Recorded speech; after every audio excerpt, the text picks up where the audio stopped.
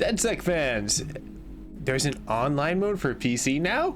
Wow. And there's a ton of fixes. TU 3.22 comes to us live with online. So let's go ahead and slam into it. My name is Mac here at the MacGyver7 channel, and today we'll be looking at some Ubisoft news and see exactly what they updated.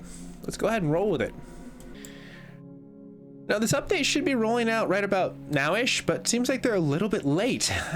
Few minutes, but not too bad, so that should be rolling through the network pretty soon. Let's go ahead and see exactly what they've changed inside of this nice TU package. Now this is going to be roughly about 14.4 gigabytes, should be rolling out pretty soon for people, and addresses several issues from masks to bugs that are going to be listed for the PC.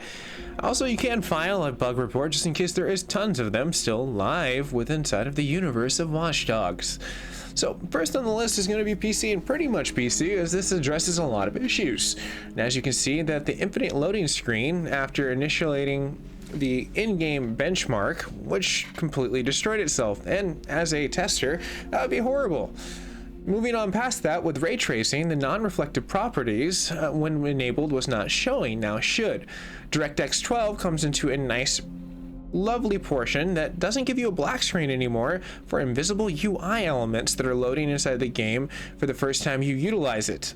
Kind of lame, especially if you're trying to utilize DirectX 12 and get a little bit more crisp pixels. Looking outside the situation of issues that could cause the game performance to be drastically reduced after several hours in gameplay when using an AMD graphics cards and having the ray tracing enabled. So there was something specific within their coding that was not working with AMD's within inside of the ray tracing, but that is a common element that they have up on top of there for ray tracing in the reflective water. So it's more than likely Ubisoft screwed up along the ray tracing enabling, and AMD was just a little sensitive to it. But that should hopefully be fixed. Leave a comment down below if you're still being afflicted by these issues. Issues also continue as the game crashes when quickly switching between the app categories inside of the data app. Issues also come down for the game that crashed while free roaming in an open world.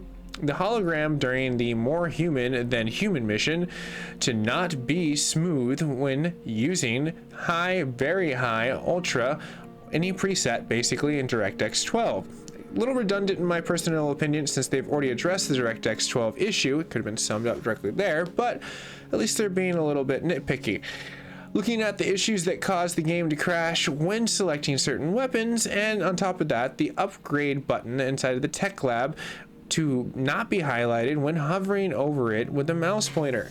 Now, global fixes that basically come down to apply from the 3.2, which we saw run out for consoles and Stadia. You can see right now, for as far as the issues that it starts off with, is several misses and masks that are basically coming down to the wardrobes from the 3.0, which was supposedly supposed to be fixed within the 3.2 and their server sync. So hopefully everyone's gotten their masks back. If not, leave a comment. Be very curious to see what's missing out there. On top of the issues that could be caused inside of the crash when performance and operative swap in specific areas of the open world, and cause the placeholders to text to not be displayed in inactive operatives when inspecting while in restricted areas. On top of the issues that happen with ray tracing and the crashing, again, when enabling for any of them, which is interesting because consoles you cannot toggle ray tracing off and on, so that just seems like it's just BS in my opinion, but I mean, it's always kind of turned on. But what are you saying, Ubisoft? Seem like you're just putting stuff there to put stuff there. But moving on top of that situation of me getting past the Ubisoft quote right there, the issues can be caused by a freezing portion in selecting in the in-game store.